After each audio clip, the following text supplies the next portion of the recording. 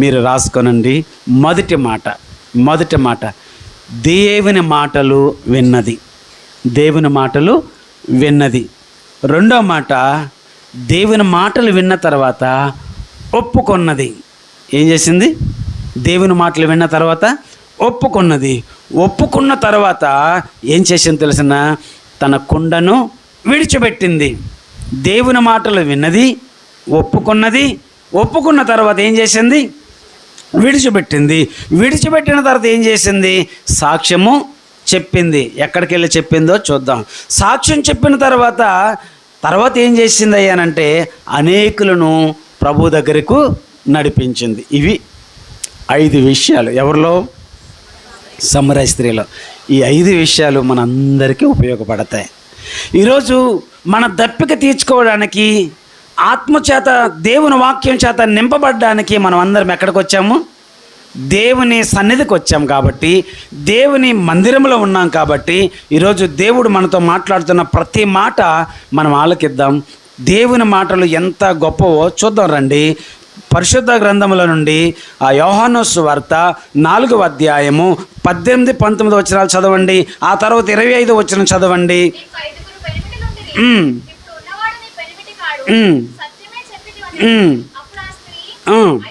అయ్యా ప్రవక్తవని గ్రహించుచున్నాను.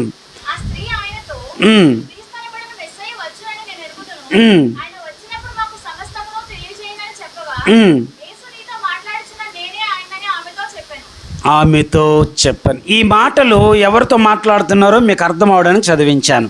ఇప్పుడు దేవుడు మాట్లాడుతున్నప్పుడు హృదయం ఎలా స్పందిస్తుందో ఇప్పుడు చూపిస్తాను రండి. కీర్తనల గ్రంథం 119వ కీర్తన 104వ వచనాన్ని చదువుకుందాం. నీ ఉపదేశం వలన నాకు వివేకము కలుగును, తప్పు మార్గములన్నీయు నాకు అసహ్యములాయెను అనే మాట అక్కడ చదివాం.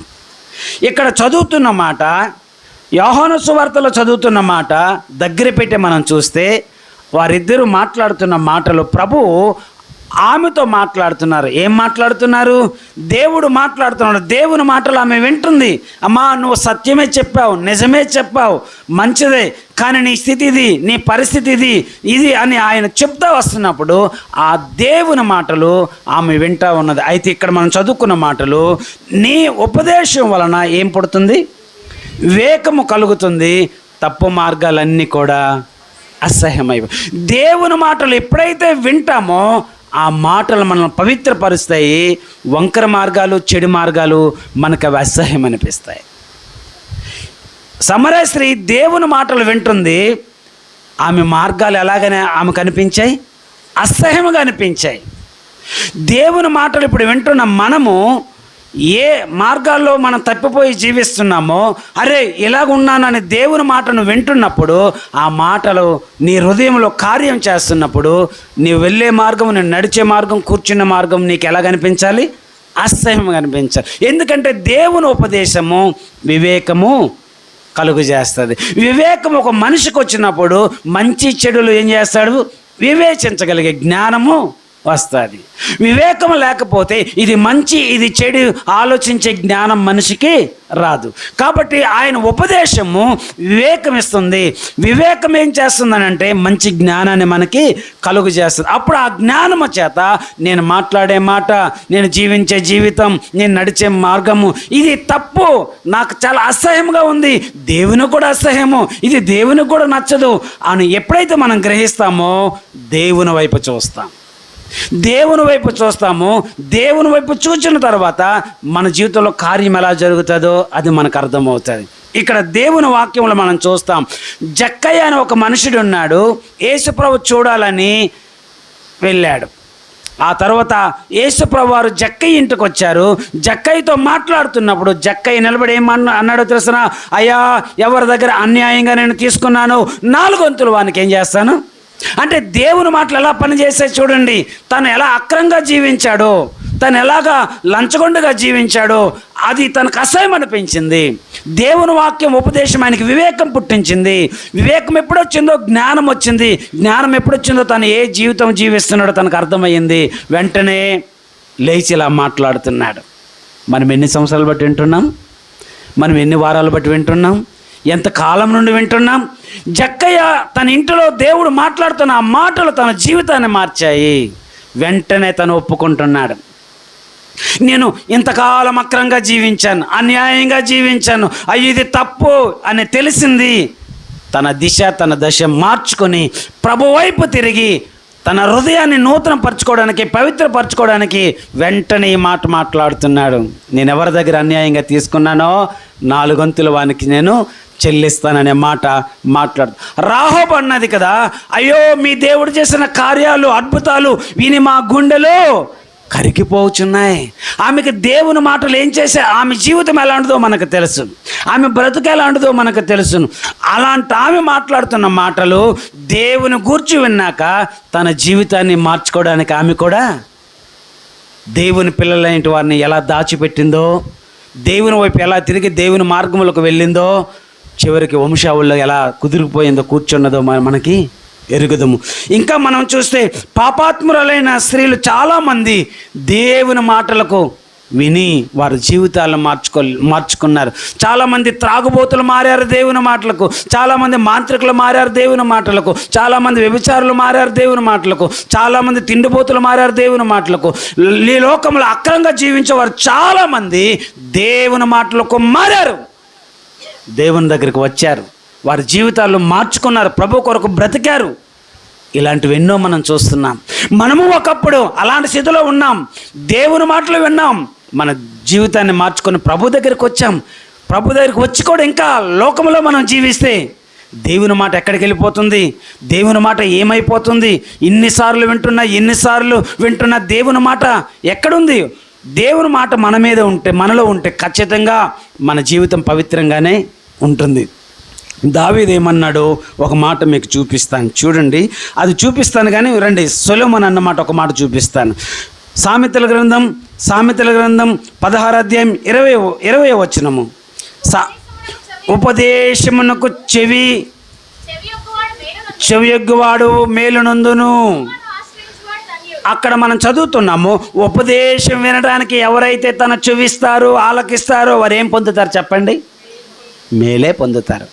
దావీదు అన్నమాట కీర్తనలో చక్కని మాట అన్నాడు. 32వ కీర్తన 8వ వచనంలో ఈ మాట చదివితే, నీవు ఉపదేశము చేసేదను, నువ్వు నడవలసిన మార్గం నీకు చెప్తాను, నీ మీద దృష్టి ఉంచి నీకు ఆలోచన చెప్పేదను అన్నాడు.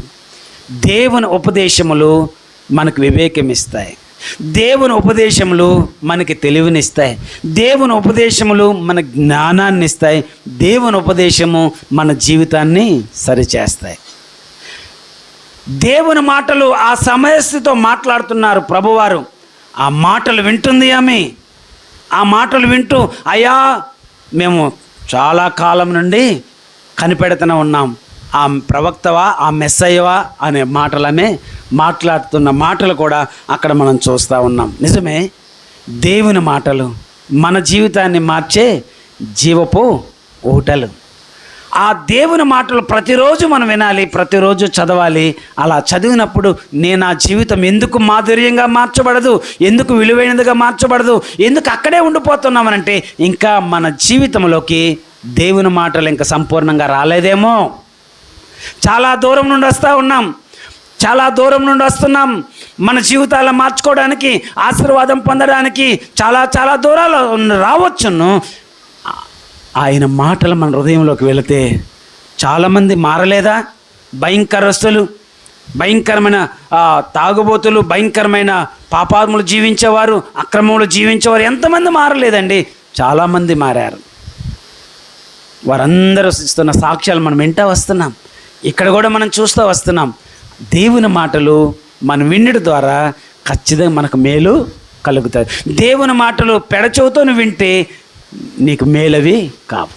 దేవుని సందర్భంలో కూర్చున్నాం మనం, దేవుని మాటలు వింటున్నట్టుగా విన్నట్టు వదిలేకుండా, విన్నట్టు ఉండి వినకుండా ఉంటే అవి ఎప్పటికీ మన జీవితాన్ని మార్చలేదు. నువ్వు అవకాశం ఇస్తావా నీ హృదయంలోకి దేవుని మాటలు? అవి పవిత్రపరుస్తాయి, అవి మంచిగా నీ జీవితానికి నడిపిస్తాయి. దేవుని మాటలు విన్న భక్తులు చాలామంది దేవుని కొరకు బ్రతికారు, వారి జీవితాల్లో దేవుడు మాధుర్యం కార్యాలు దేవుడు చేశాడు. అంత మట్టుకు అది చాలు. రెండో మాట దగ్గరికి వద్దాం రండి. రెండో మాట దగ్గరికి వద్దాం. చూడండి ఆమె ఎలా ఒప్పుకున్నదో. ఇప్పుడు ఆ మాట కూడా చదవండి. ఆ 4వ అధ్యాయంలోనే ఏమని అనంటే 19వ వచనం అనుకుంటా. నువ్వు ప్రవక్తవని గ్రహించుచున్నాను. అయ్యా నువ్వెవరు అని గ్రహించుచున్నాను? ప్రవక్తవని గ్రహించుచున్నాను. ఆమెకి ఇప్పుడు మాట్లాడుతూ ఉంటే ఆయన ఎవరైనా అర్థమైంది? దేవుని వాక్యం